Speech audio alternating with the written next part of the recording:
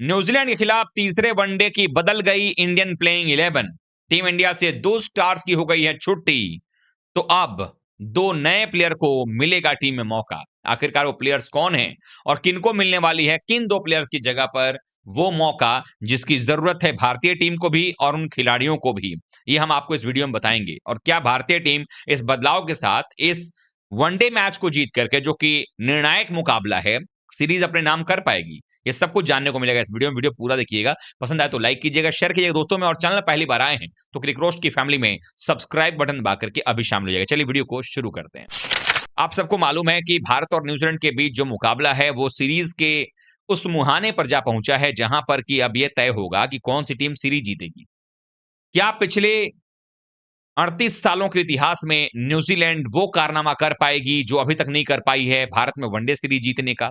1988 से लेकर के अभी तक वो एक बार भी वनडे सीरीज नहीं जीत पाई है। हालांकि हमने ही कई बार उनको 3 बार लगभग सीरीज में स्वीप किया है। अब सवाल यह है कि इस मुकाबले में क्या होगा। सीरीज 1-1 की बराबरी पर खड़ा है। तीसरा मुकाबला आपको इंदौर में खेलना है। पाटा विकेट माना जाता है, बल्लेबाजी के लिए माकूल होता है। ऐसे में न्यूजीलैंड की टीम ने दूसरे वनडे मुकाबले में भारत को हरा करके और जिस तरीके से रनों का पीछा किया, ये बता दिया कि न्यूजीलैंड की गेंदबाजी भले ही औने पौने हो, लेकिन बल्लेबाजी को हल्के में मत लीजिएगा। आप ऊपरी क्रम से देखिएगा, हेनरी निकल्स काफी अनुभव उनके पास है, डेवन कॉनवे कमाल के खिलाड़ी हैं, उसके बाद उनके पास डैरल मिचेल जैसा खिलाड़ी है, विल यंग उनके पास मौजूद है, उनके पास मिच है, खुद कप्तान माइकल ब्रेसवेल वहां पर मौजूद है। तो बल्लेबाजी में कोई कमी जो है वो नजर नहीं आ रही है न्यूजीलैंड की टीम में। लेकिन अगर उनकी गेंदबाजी पर हमारे बल्लेबाज अगर खराब करेंगे काम, तो फिर भारतीय टीम के लिए ये सीरीज बचाना मुश्किल ही नहीं नामुमकिन हो जाएगा। पिछले मुकाबले में जो गलतियां टीम इंडिया ने की, जिस निकम्मेपन के साथ भारतीय टीम ने फील्डिंग किया, बल्लेबाजी किया, उसके बाद गेंदबाजी में भी धरे के धरे रह गए, वो टीम इंडिया पर भारी पड़ता हुआ नजर आएगा। ऐसे में अब इस मुकाबले में बदलाव करने की टीम मैनेजमेंट ने सोची है और ये शायद अच्छा बदलाव हो सकता है, क्योंकि भारत के लिए बदलाव बेहद जरूरी भी है। क्योंकि अगर ये बदलाव आप रखेंगे तभी जाकर के टीम इंडिया इस आज के वनडे मुकाबले में, यूं कहें कि ये जो थर्ड वनडे है उस वनडे मुकाबले में आपके लिए बेहतर काम करती हुई नजर आ सकती है। बता दूं आपको कि तीसरे वनडे मुकाबले से पहले जब दूसरा वनडे मैच खेला गया, तो राजकोट के मैदान पर भारत जब पहले बल्लेबाजी कर रहा था, तो गिल साहब ने कहा था कि भाई वो पहले बल्लेबाजी करना चाह रहे थे क्योंकि पाटा विकेट था, पता नहीं बाद में प्रेशर में रन बनता नहीं बनता, लेकिन 56 रन से आगे वो जा ही नहीं पा रहे हैं। पहले वनडे में भी 56 रन 71 गेंद में, दूसरे वनडे में भी 56 रन 53 गेंद में। उधर ऑस्ट्रेलिया के बीबीएल में बाबर आजम की कोई इज्जत स्टीव स्मिथ नहीं कर रहा है, बार बार स्ट्राइक नहीं दे रहा है, कभी रिजवान अहमद को जो है वो बुला लिया जाता है। बाबर आजम का जर्सी नंबर 56 है। अब इन्होंने 2 मैच में ट्रिब्यूट दिया है, 56-56 की जर्सी पहन करके जो खेलते हैं, वहां पर 56-56 रन बनाया गया है। हम सब ये चाहते हैं गिल जो है वो गिल रहे, बाबर आजम को ट्रिब्यूट ना दे अपने रन से। यहां पर रन उससे ज्यादा की जरूरत है, तो ऐसे में सम्मान देना बंद कीजिए, 56 से आगे ही बढ़िए। लेकिन ये तीन निर्णायक मुकाबला, इस मुकाबले में गिल का बल्ला चलेगा नहीं चलेगा, ये सबसे बड़ा सवाल है देश का। इस वक्त पूरी दुनिया जानना चाहती है क्या आज गिल का परफॉर्मेंस होगा, क्या तीसरे वनडे मैच में परफॉर्मेंस हो पाएगा शुभमन गिल का? क्योंकि शुभमन गिल अगर परफॉर्मेंस नहीं कर पाएंगे तो फिर टीम इंडिया के लिए मुश्किल हो जाएगा, क्योंकि वो ओपनर है, कप्तान भी हैं। कप्तानी में तो खैर वो नील बटे सन्नाटा साफ तौर पर नजर आते हैं, सुन्न हो जाते हैं, समझ नहीं आता कप्तानी में करें तो करें क्या। लेकिन भारतीय टीम को बदलाव की आवश्यकता है। बदलाव इसलिए क्योंकि जो टीम आप खिला रहे हैं वो खेलने लायक नहीं है। खास करके जब हम बॉलिंग यूनिट की बात करते हैं, जैसे नीतीश कुमार रेड्डी को आपने खिलाया सुंदर की जगह पर, नीतीश कुमार रेड्डी बल्लेबाजी करने जडेजा से भी पीछे आ रहे हैं। अभी समझ नहीं आ रहा कि जडेजा स्टार ऑलराउंडर हैं या नीतीश कुमार रेड्डी को आप ऑलराउंडर बनाने चले हो। बॉलिंग में नीतीश कुमार रेड्डी सिर्फ 2 ओवर डालते हैं, क्या वो बॉलर नहीं है? और अगर बल्लेबाजी चाहिए तो फिर किसी और बल्लेबाज को खिला लो टीम में, वो ज्यादा बेहतर होगा। या फिर सुंदर की जगह जो रिप्लेसमेंट में आए हैं बदोनी, उनको खिला लेना चाहिए। तो मैनेजमेंट का ऐसा मन बनता नजर आ रहा है कि बदोनी जो है इस मुकाबले में कम से कम खेल जाएंगे और नीतीश कुमार रेड्डी की जगह पर ही वो खेलेंगे।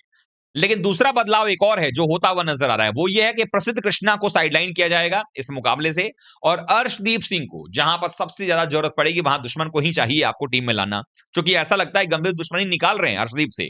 जहां देखो अर्शदीप सिंह को जब टेस्ट में खिलाने का मौका था तो ड्रॉप कर दिया, T20 में ड्रॉप कर देते हैं, बाहर रखते हैं। एशिया कप में आपको याद ही होगा क्या हालत किया था उन्होंने। जो आपका नंबर 1 T20 बॉलर है, 100 विकेट निकालने वाला मात्र बॉलर है, उस खिलाड़ी को एशिया कप में बाहर बिठाया गया।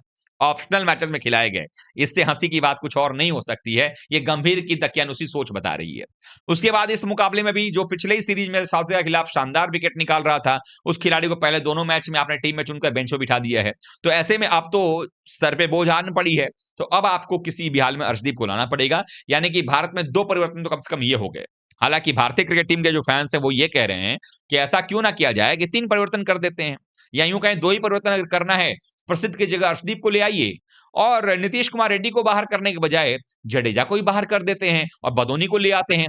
हालांकि ये भी कोई खराब चीज तो नहीं है, क्योंकि जडेजा साहब बॉलिंग में विकेट निकाल नहीं पा रहे हैं, बल्लेबाजी में वो 44 गेंद खेल के 27 बना पा रहे हैं, तो कम से कम बदोनी उनसे बेहतर रन तो बना करके दे पाएंगे। और यही बात 10 ओवर पूरा करवाने की, वैसे भी सिर्फ 8 ओवर करते हैं, तो ऐसा हो सकता है कि नीतीश कुमार रेड्डी 4-5 ओवर डाल दें, 4-5 ओवर जो है बदोनी डाल दें, और ये दोनों मिलकर के एक बॉलर की भूमिका निभा देंगे। फिर आपके पास कुलदीप यादव 10 ओवर डाल देंगे और बाकी 3 पेसर आपके पास में हो जाएंगे, अगर तो वो काम चला देंगे किस तरीके से। ये भी चीज हो सकता है, 5 बॉलर की भूमिका निभा सकते हैं अगर देखा जाए तो। लेकिन क्या ऐसा होगा, जडेजा की जगह बदोनी अगर आ जाते हैं, फिर नीतीश कुमार रेड्डी हो गए 2 आपके बॉलर, फिर हर्षित राणा, मोहम्मद सिराज और अर्शदीप, तो 3 आपके पेसर इधर हो गए, 1 पेसर आपके नीतीश हो गए, तो 4 हो गए, आयुष बदोनी 1, 5 हुए, कुलदीप यादव 6 हो गए।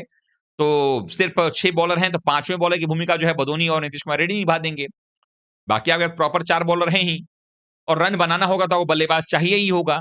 तो ऐसे में जडेजा को खिलाने से बेहतर है कि बाकी ये परिवर्तन कर दिया जाए तो ज्यादा बेहतर होगा। भारत के पास वेरिएशन भी मिल जाएगा।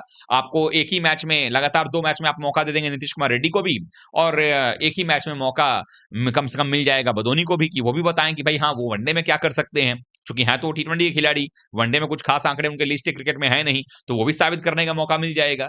तो ये बदलाव बेहद जरूरी है, क्योंकि ये जो मुकाबला होना है थर्ड वनडे, ये सीरीज का आखिरी मुकाबला है, निर्णायक मुकाबला है। अगर आप इसको जीतोगे, सीरीज अगर जीतोगे, तो फिर उसका टी20 सीरीज आएगी। वो पूरा का पूरा एक नई टीम होने वाली है, और वहां पर अगर आप जीत के जाएंगे तो वर्ल्ड कप में आपका मनोबल बढ़ा हुआ रहेगा। तो अब देखना ये होगा कि क्या कुछ निकल के सामने आ रहा है। आप लोगों को क्या लगता है, क्या भारतीय टीम में ये परिवर्तन करने की आवश्यकता है कि नहीं है? या जो पिछला 2 वनडे मुकाबला बीता, उन दोनों वनडे मुकाबलों में आपने क्या देखा?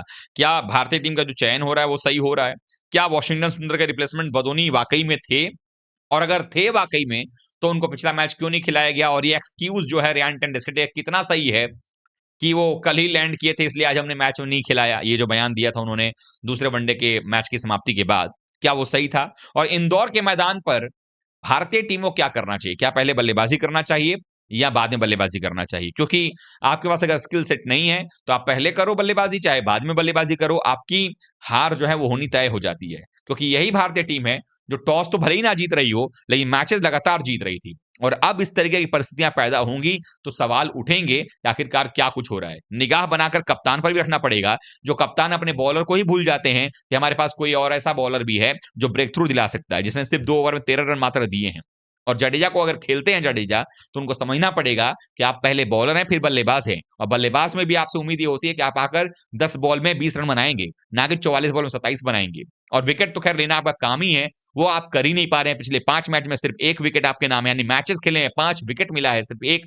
इससे ज्यादा विकेट तो कोई पार्ट टाइम बॉलर निकाल लेता है। औसत आपका सबसे घटिया 239 का चल रहा है। तो ये सब दिखा रहा है कि भारत को परिवर्तन करने की जरूरत है। आप लोग क्या सोचते हैं भारतीय टीम के तीसरे वनडे की टीम को लेकर के? कमेंट कीजिएगा, वीडियो लाइक कीजिएगा, शेयर कीजिए दोस्तों में, और चैनल पहली बार आए हैं तो क्रिक रोस्ट की फैमिली में सब्सक्राइब बटन दबा करके आप भी शामिल हो जाइएगा। मिलते हैं एक बार फिर से, तब तक बहुत बहुत धन्यवाद। थैंक यू सो मच दोस्तों।